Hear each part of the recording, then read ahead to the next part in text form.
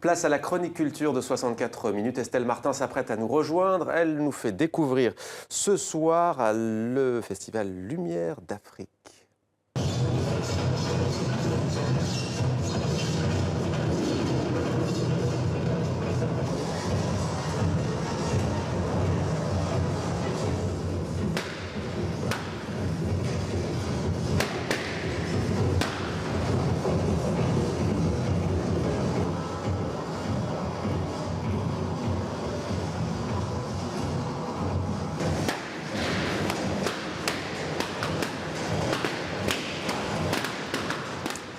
Bonsoir Estelle, Bonsoir ravi de Mohamed. vous retrouver. L'Afrique qui s'invite donc au Théâtre National de Chaillot à Paris avec l'exposition Lumière d'Afrique. Beau titre. Oui, le principe est simple, 54 artistes, un par pays. Et ils ont donc créé chacune, une œuvre inédite, une œuvre sur un même thème, la lumière. Et là, on vient de voir une performance du Sud-Africain Atipatra Ruga. Alors, vous voyez, c'est très coloré. En fait, il a donné vie à une des photographies qu'il expose dans cette exposition, Lumière d'Afrique. Alors, c'est un jeune homme qui travaille beaucoup avec le milieu de la mode, hein, vous aurez compris pourquoi. Et c'est lui qui a donné le coup d'envoi de cet événement. Chaque artiste, je vous le disais, donc s'est emparé de ce thème, la lumière. Pourquoi? Eh bien, pour nous rappeler que 70% des Africains n'ont pas accès à l'électricité sur le continent noir au XXIe siècle. Alors, ce qui frappe aussi, c'est l'utilisation des matériaux utilisés. C'est souvent de la récupération. Et là, vous m'avez suivi, Mohamed. Lumière, énergie, développement durable. Donc c'est vraiment une manifestation qui a lieu en prélude de la COP 21. Les artistes africains veulent montrer qu'eux aussi ils sont déterminés, ils veulent interpeller l'opinion publique, mais sans plus attendre, je vous emmène tout de suite au Théâtre National de Chaillot.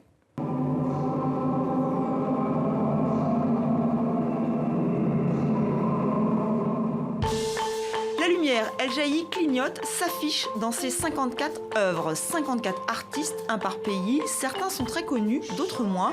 Man Youssouf Ahmed vient de Djibouti. Cette jeune photographe présente, on n'y est pas encore.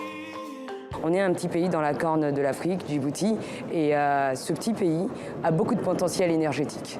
Mais aujourd'hui, l'essentiel manque.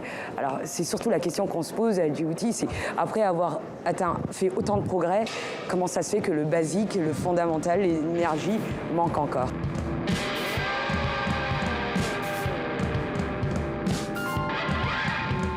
Pour moi, la photo est tout simplement une arme. C'est une façon de faire voyager mes messages.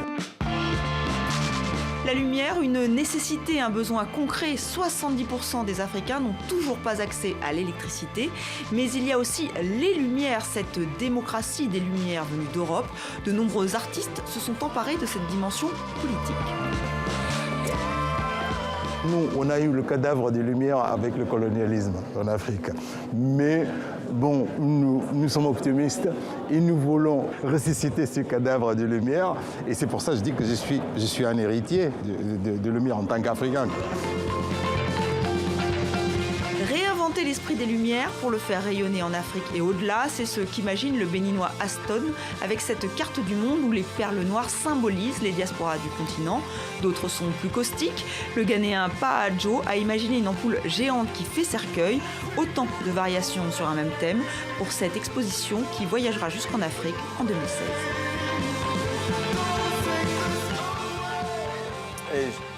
Et justement Estelle, exposition qui va voyager. Hein. Oui, elle va partir donc à Abidjan, Dakar et Johannesburg en 2016. C'est rare, donc c'est bien, mais si vous êtes à Paris, n'hésitez pas. L'entrée est libre et gratuite. C'est donc au Théâtre National de Chaillot. L'actualité culturelle, c'est aussi, Estelle, une disparition, celle de l'académicien René Girard, philosophe mais aussi anthropologue. L'immortel s'est éteint à Stanford aux États-Unis, il avait 91 ans. Et ironie du sort, son œuvre est respectée, connue dans le monde entier, mais le grand public en France le connaît peu. Et pourtant, il a inventé des concepts très importants, celui du bouc émissaire déjà, le désir mimétique aussi. Écoutez-le, c'était en 2012. Vous me regardez, je vous regarde. Je vous offre la main, vous me tendez la vôtre.